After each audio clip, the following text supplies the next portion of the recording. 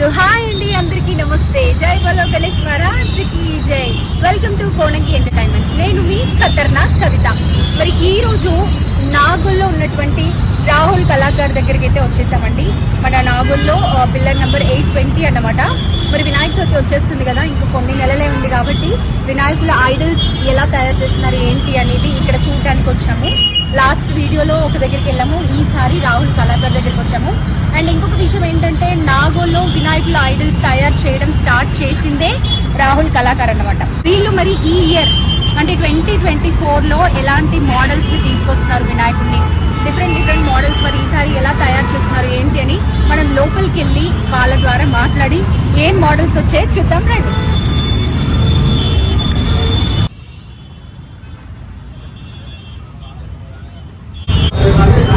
So చూసారు కదండి, లోపలికి అయితే వచ్చేసాము. ఇక్కడ వినాయకులు అయితే 10 to 12 feet లో ఉంటారు.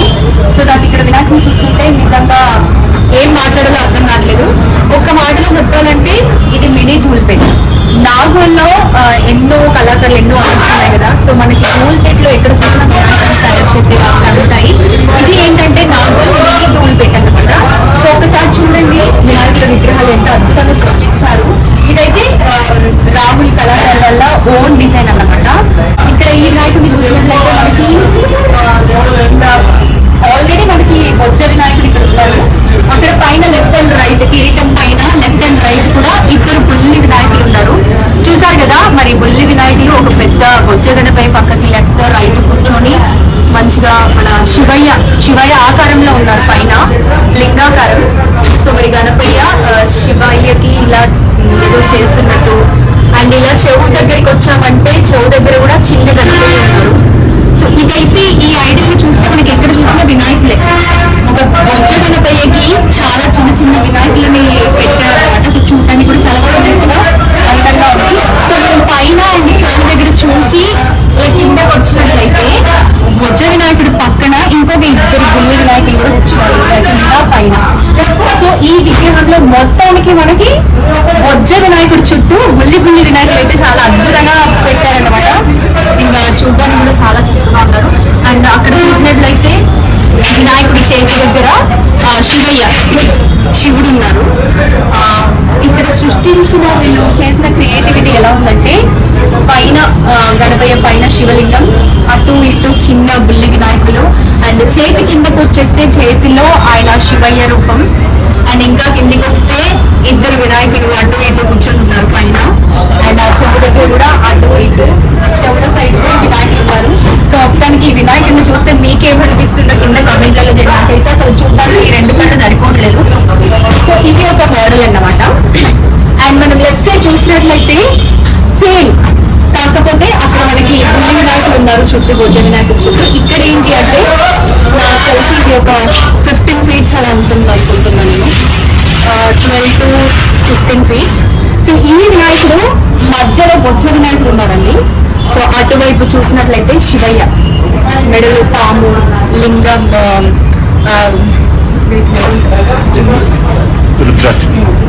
సో ఇక్కడ చూసినట్లయితే మనకి శివయ్య అన్నమాట. శివయ్య మెడలో పాము, రుద్రాక్షమాల, సో ఇవన్నీ డమరుకం అద్భుతంగా పెట్టారు ఇక్కడ వినాయకుడి పక్కనే. సో ఈ శివయ్యని చూడండి. అలాగే పక్కన విష్ణుమూర్తి, అటువైపు శివయ్య, ఇటువైపు విష్ణుమూర్తి. సో ఈ చెప్పిన ఐడియాస్ ఎంత గంభీరంగా పెట్టారో చూసారు కదా.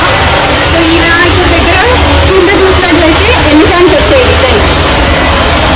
సో మనకి అటు విష్ణుమూర్తి, ఇటు శివయ్య, మధ్యలో అంటే మొత్తం క్రియేటివిటీ ఏంటంటే, చూడగానే ఒక వినాయకుడు కాకుండా అందులో వేరే దేవుళ్ళు, ఎలిఫెంట్, శివయ్య, విష్ణుమూర్తి, సో అలా ఒక దేవుడు కాకుండా అందరూ వచ్చేలాగా వాళ్ళు క్రియేట్ చేశారు.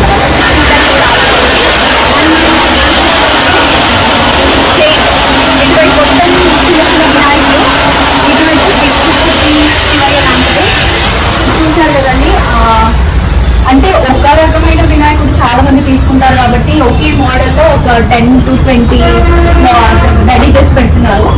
సో ఇటువైపు అన్ని మన బుల్లి వినాయకుల విగ్రహాలు, ఇటువైపు మొత్తం మనం శివయ్య, విష్ణుమూర్తి, ఎలిఫెంట్ ఆకారం వచ్చినటువంటిది. సో చూసారు కదా, రాహుల్ కళాకార్. సో మనం ఆల్రెడీ 2 మోడల్స్ చూసాము. ఇప్పుడు ఇక్కడ మనం 3rd మోడల్. ఇక్కడ మనకి చాలా వెరైటీస్ ఉన్నాయి. అండ్ ఇంకొక విషయం ఏంటంటే రాహుల్ కళాకార్ వాళ్ళు డిఫరెంట్ మోడల్స్ వినాయకుల ఐడల్స్ ని మనకు చాలా రీజనబుల్ ప్రైస్, డిస్కౌంట్ కూడా ఉంటుంది. చాలా తక్కువ రేట్ కి మనం అడిగితే తక్కువ రేట్ చేస్తారు. అండ్ ఇక్కడ ప్రొపరైటర్ మన శ్రీన్ గారు ఉంటారు. సో ఆయన బాగా ఇంత చక్కగా చేశారు కదా. అండ్ వీటికి ఫైనల్ లుక్ ఏంటంటే పెయింట్ వేసాక, కుందన్స్ కానీ ఆర్నమెంట్స్ డిఫరెంట్ కలర్స్ వేసాక మనకి ఫైనల్ అవుట్పుట్ వినాయకుడు వచ్చాక అద్భుతంగా ఉంటుంది. అండ్ ఇక్కడ మనం చూసేది 3rd మోడల్ అన్నమాట. సో మన వినాయకుడు వెనకాల సర్పాకారం అంటే సర్పములు ఉన్నాయన్నమాట. చుట్టూ బ్యాక్ సైడ్ మొత్తం పాములతో పాటు అలంకరించారు అందంగా. అండ్ పైన ఇంకొక దేవుడు ఉన్నారు, వామనుడు అనుకుంటా. సో ఆ దేవుడు అండ్ కిందికి వచ్చేపాటికి గరుత్మంతుడు అంటారు కదా, గరుత్మంతుడి పైన వినాయకుడు. సో చూస్తున్నారు కదా మనకి ఇక్కడ గరుత్మంతుడు ఉన్నారన్నమాట. ఈయన గరుడి పైన వజ్ర వినాయకుడు అద్భుతంగా కూర్చుని ఆయన వెనకాల సర్పములతో అలంకరించారు అన్నమాట వినాయకుడిని. చూడడానికి అయితే చాలా అంటే చాలా అద్భుతంగా ఉంది. ఇది మనం చూస్తున్నటువంటిది 3rd మోడల్. అండ్ ఇప్పుడు మనం ఇలా చూసాం కదా డిజైన్స్, తొండం కూడా చూడండి డిఫరెంట్ గా ఇలా తిరిగి పెట్టారు. ఆ తొండం కూడా నార్మల్ గా అన్ని తొండాలు ఇలా స్ట్రైట్ గా కాకుండా దీన్ని డిఫరెంట్ గా ఒక షేప్ లో తీసి పెట్టారన్నమాట.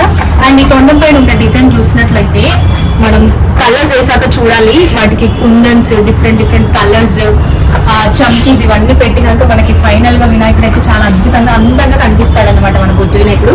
సో 3rd మోడల్ కి ఏంటి అంటే, అండ్ ఇటువైపు నుంచి చూసినట్లయితే ఆ సర్పము కింద అంటే ఇక్కడ మన తోక ఉంటది కదా పాముకి, సో ఇక్కడ నుంచి స్టార్ట్ అయ్యి అలా ఒక్కొక్క పాముతో మనకి ఫుల్ గా కంప్లీట్ చేశారన్నమాట వినాయకుడిని. సో 3rd మోడల్ అయితే నాకు చాలా బాగా నచ్చింది. మరి ఇది ఫైనల్ గా పెయింట్ వేసి ఆర్నమెంట్స్ వేసి పంచ కట్టి డిఫరెంట్ కలర్స్ వేసాక ఎలా ఉంటుందో మళ్ళీ చూద్దాం. సో ఇంకొక మోడల్ ఉంది, అక్కడికి వెళ్ళి చూద్దాం. నేను 4th మోడల్ ఇక్కడ చూసినట్లయితే మన వినాయకులందరూ సిట్టింగ్ పొజిషన్ లో ఉన్నారన్నమాట. అండ్ ఇక్కడ సిట్టింగ్ లో వెనకాల సింహాసనం లాగా ఒకటి పెట్టి ఆ వినాయకుడు కూర్చున్నట్టు మఠం వేసుకొని కూర్చుంటారు కదా, సో ఆ విధంగా కూర్చున్నారు. అండ్ ఇక్కడ కూడా తొండం చూసారా డిఫరెంట్ గా ఇలా చుట్లు చుట్టి ఇక్కడ ఒక డిఫరెంట్ స్టైల్లో మోడల్ పెట్టారు వినాయకుడి తొండం. అండ్ ఇంకొక 90-95 డేస్ తర్వాత ఈ చేతిలో మనం ఎన్ని కేజెస్ అంటే అన్ని వాళ్ళు ఎంతమంది అనుకుంటారో ఒక లడ్డూని అయితే చూస్తాం ఇక్కడ. సో ఫైనల్ గా ఈ 4th మోడల్ వచ్చేసి సిట్టింగ్ పొజిషన్ లో అందరు దేవుళ్ళు సరే కూర్చున్నారన్నమాట. మంచిగా పంచ అండ్ వెనకాల సింహాసనం. ఇక్కడ చూసినట్లయితే దిష్టి తగలకుండా పెట్టినారు అనుకుంటా దేవుడికి. సో దిష్టి బొమ్మ లాగా మన బొజ్జ వినాయకుడు ఎప్పుడు చాలా బొజ్జతో అందంగా క్యూట్ గా ఉంటాడు కదా. సో దిష్టి ఏం తగలొద్దని చెప్పి ఈ సిట్టింగ్ పొజిషన్ ఉన్న వినాయకుడికి ఇక్కడ అది పెట్టారన్నమాట. అండ్ ఇంకొన్ని రోజులు అయితే ఇక్కడ లడ్డును కూడా చూడొచ్చు. సో ఈ 4th మోడల్ అంతా కూడా మనకి బొజ్జ గణపయ్యలు సిట్టింగ్ పొజిషన్ లో ఉన్నారు. ఇదొక మోడల్. అంటే ఇంకొక మోడల్ పక్కన నుండి వెళ్ళి చూద్దాం. సో ఇప్పుడు వినాయకుడు ఐడల్ ఎలా చేస్తారు, సో ఇక్కడ డై మేకింగ్ ప్రాసెస్ అవుతుంది అన్నమాట. ఇక్కడ చూసినట్లయితే ఇది వినాయకుడిని తయారు చేసిన దాంట్లో ఫస్ట్ ప్రాసెస్. సో ఈ వీళ్ళంతా వినాయకుడికి ఇక్కడ మొత్తం డై చేస్తూ ఉంటారు. ఇది ఫస్ట్ది. సెకండ్ ప్రాసెస్ ఇక్కడ అన్నమాట. సో సెకండ్ ప్రాసెస్ లో ఏంటంటే మొత్తం తీసుకొచ్చి ఇందులో వేస్తారు. ఇందులో వేసి ఇది డ్రై అయ్యాక అప్పుడు ఇది ఏదైతే మనకి ఇది ఉందో దీన్ని తీసేస్తే మనకి ఫైనల్ గా ఇలా వస్తారన్నమాట వినాయకుడు. ఇలా వచ్చాక అప్పుడు హ్యాండ్స్ అవన్నీ అటాచ్ చేస్తారన్నమాట. అప్పుడు మనకి ఫైనల్ గా దేవుడు తయారవుతాడన్నమాట. సో చూసారు కదా మేకింగ్ ప్రాసెస్ ఎంత కష్టమో. మనకి దేవుడు ఇంత సులభంగా కనిపిస్తున్నాడు, ఇంత అద్భుతంగా అని అంటే దాని వెనకాల వాళ్ళు పనిచేసే వాళ్ళు ఎంతో కష్టపడితేనే మనకి ఇంత అందం వస్తుంది. సో అది ఫస్ట్ ప్రాసెస్. ఇది సెకండ్ ప్రాసెస్. ఆల్రెడీ వాళ్ళు ఒక్కొక్కటి మేకింగ్ అంతా చేసి ఇలా పెడతారు అనమాట. ఇది మంచిగా ఆరాలి. డ్రై అయ్యాక వాటిని తీసేస్తే మనకి వినాయకుడు ఇలా వస్తారు. ఇలా వచ్చాక హ్యాండ్స్ అవన్నీ అటాచ్ చేస్తారన్నమాట.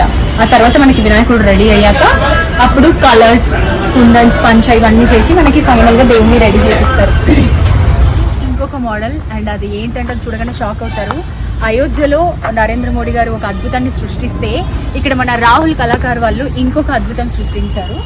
సో అయోధ్య మోడల్లో మనకి వినాయకుడి విగ్రహం తయారు చేశారండి. సో వెనకాల చూసినట్లయితే మొత్తం అయోధ్య సెటప్ వేశారు.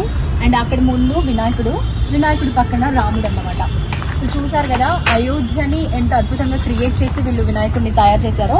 అండ్ ఇక్కడ వినాయకుడు పక్కనే రామయ్య ఉన్నారు. అండ్ ఇక్కడ చూసారా చిన్న చిన్న మూషికాలు అంటే వినాయకుడి వాహనం అన్నమాట. ఇవి కూడా చూసారా ఎంత క్యూట్ గా అందంగా తయారు చేశారు. అండ్ మొత్తానికి మనకి సింపుల్ గా ఒక్క గణేశుడి విగ్రహంలోనే అయోధ్య సెటప్ ని చూపించేస్తున్నారు. చూసినట్లయితే పైన సెట్ మొత్తం మనకి అయోధ్య కవర్ అయిపోయింది. సో ఫైనల్ గా మనకి అయోధ్యలో సీతారాముడి పక్కన మన బొజ్జ గణపయ్య అద్భుతమైన సెటప్ అన్నమాట. ఇది చాలా అంటే చాలా బాగుంది చూడడానికి. ఈసారి వినాయక చవితికి 2024లో ఇంకా ఎన్ని అద్భుతమైన మోడల్స్ చూడాల్సి వస్తుందో. అండ్ ఇక్కడ మనం విజిట్ చేసింది సెకండ్ ప్లేస్ నాగోల్లో. అండ్ ఈ ప్లేస్లోనే మనకి ఇంత అద్భుతంగా ఉన్నాయంటే ఇంకా డిఫరెంట్ ప్లేసెస్లో ఇంకా ఎన్ని వెరైటీ వినాయకులను చూస్తామో చూద్దాం. సో ప్రస్తుతం అయితే నాకు అయోధ్య వినాయకుడు కూడా చాలా బాగున్నారు.